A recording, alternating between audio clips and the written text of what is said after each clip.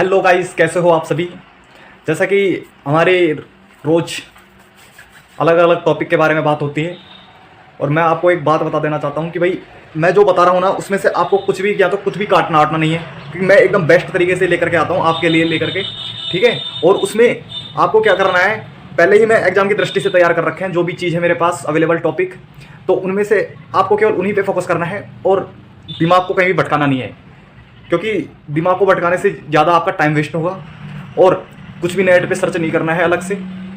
मैं जो बता रहा हूँ केवल वही मेजर पॉइंट पे मेजर कर लीजिए, आपके छोटे क्वेश्चन भी क्लियर हो जाएंगे, क्योंकि आप बड़े बड़े टॉपिक पे अगर फोकस करोगे, क्योंकि एक कहानी टाइप में होता है, तो आप उस पर अगर पूरे पे फोकस करते हो ना तो आपको आधे से ज़्यादा छोटे क्वेश्चन भी सोल्व हो जाते हैं। अगर आप छोटी छोटी मतलब यानी कि एक छोटे छोटे क्वेश्चन पे फोकस करोगे तो आपका पूरा क्लियर नहीं हो पाएगा, इससे आपको कोई परेशानी होगी।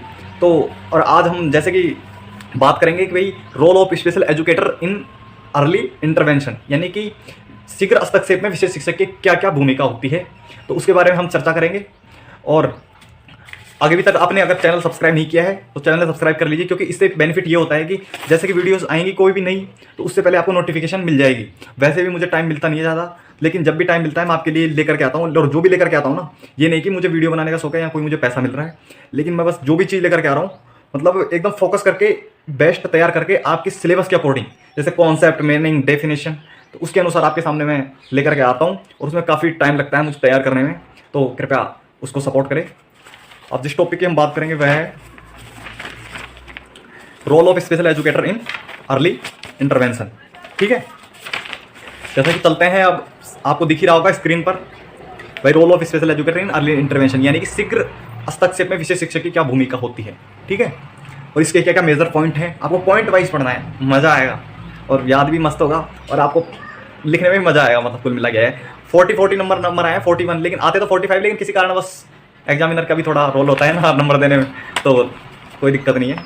थेरेपेटिक्स में भी 41 नंबर आए हैं, कोई दिक्कत नहीं है। चलते हैं,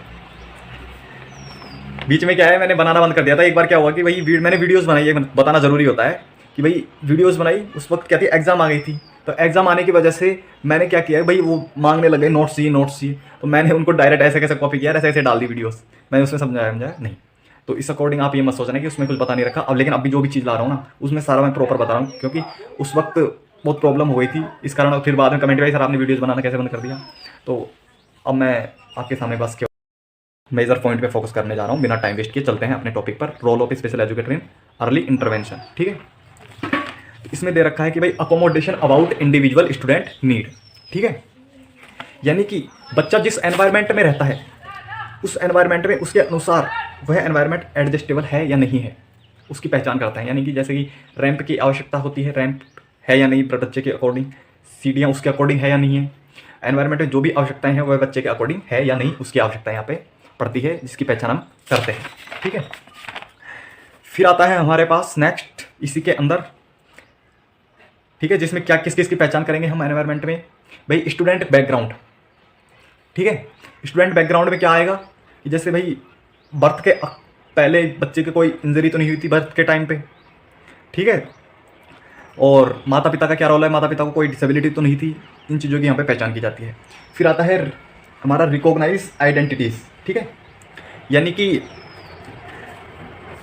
बच्चे की पहचान करना, यानी कि बच्चा जैसे कि कोई ग्रुप में एक्टिविटीज़ में भाग ले रहा है मान लीजिए, तो वह उस ग्रुप के अकॉर्डिंग एक्टिविटीज़ कर रहा है या नहीं। यानी कि मान लीजिए खेल की भूमिका है, खेल में अगर अपनी बारी का इंतजार नहीं करता है, किसी भी चीज़ को तुरंत उठा लेता है, यानी कि एक प्रॉपर जैसे बना देते हैं भाई इसके बाद में 13 नंबर आएगा, इसके बाद में 13 आएगा, लेकिन वह उस चीज़ का इंतजार नहीं करता है और तुरंत जा करके मतलब वो एक्टिविटीज़ करने लग जाता है उसका, तो ये इस चीज़ के बारे में बताया गया है, ठीक है।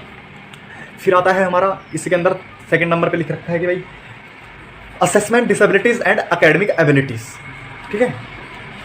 भाई बच्चे की दिव्यांगता के यहाँ पे दिव्यांगता का आकलन किया जाता है उसके एकेडमिक स्तर पे, यानी कि बच्चा जो समूह है उसके अकॉर्डिंग एक्टिविटीज़ कर रहा है, दूसरे बच्चे जो नॉर्मल बच्चा है उसके अकॉर्डिंग एक्टिविटीज़ को कर पा रहा है या नहीं कर पा रहा, उसका यहाँ पे पहचान किया जाता है। और जैसे कि सामान्य बच्चा भाई उसके अकॉर्डिंग जैसे भाई गिनती बोल लेता है वह नहीं बोल पाता, वह ये एक्टिविटी कर लेता है वह ये नहीं कर पाता, इसका यहाँ पे पहचान की जाती है स्ट्रेंथ और वीकनेस की, ठीक है। यानी कि बच्चे की क्या क्या यहाँ पे मजबूती, यानी कि क्या क्या उसकी वह कौन कौन सी एक्टिविटीज़ को कर लेता है और कौन कौन सी को नहीं करता, ठीक है। फिर आता है हमारा भाई रिकॉग्नाइज स्पेशल नीड, बच्चे की विशेष आवश्यकताओं की पहचान की जाती है। यानी कि मान लीजिए बच्चे को पढ़ लिखना नहीं आ रहा, तो उसके बारे में यहाँ पे पहचान की जाती है, उसकी क्या क्या आवश्यकताएं हैं, वह कौन कौन से एक्टिविटीज़ के लिए। तो जो फर्स्ट जो आती है ना, उसकी जो नीड होती है, वह व्यक्तिगत जरूरत होती है, उस पर सबसे पहले फोकस किया जाता है। उसके बाद में सोशल, एकेडमिक, ये सारी चीज़ों पे फोकस किया जाता है। ठीक है। Referring for evaluation, referring for evaluation यानी कि भाई बच्चे की जो हमने जिन जिन पॉइंट पे फोकस किया, उनमें से अगर बच्चे को कोई भी मतलब मेजर प्रॉब्लम यानी कोई भी समस्या निकल करके आती है, तो उसके बारे में यहाँ पे चर्चा की जाती है कि भाई उसका मूल्यांकन किया जाता है। ठीक है। उन पॉइंट्स में उनमें से कौन कौन सी वीकनेस निकली, कौन कौन सी स्ट्रेंथ निकली, उनमें से निकाल करके उसका मूल्यांकन किया जाता है। ठीक है, उस पर चर्चा की जाती है। फिर आता है हमारे पास नेक्स्ट इसी में भाई कि भाई रिकॉग्नाइज इंडिविजुअल पोटेंशियल, भाई बच्चे की व्यक्तिगत, रिकॉग्नाइज इंडिविजुअल पोटेंशियल यानी कि भाई बच्चे की जो आवश्यकता होती है उसकी पहचान की जाती है। यानी कि वह कौन कौन सी एक्टिविटीज़ उसने कर लेता है, कौन कौन सी वह नहीं कर लेता, उसको यहाँ पे पहचान कर ली जाती है। और उसके बाद में उसकी आगे की प्रोग्रेस की जाती है। भाई उसके लिए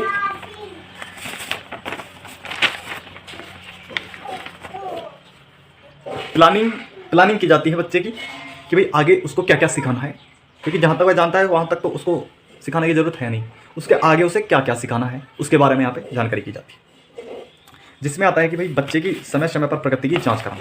ठीक है।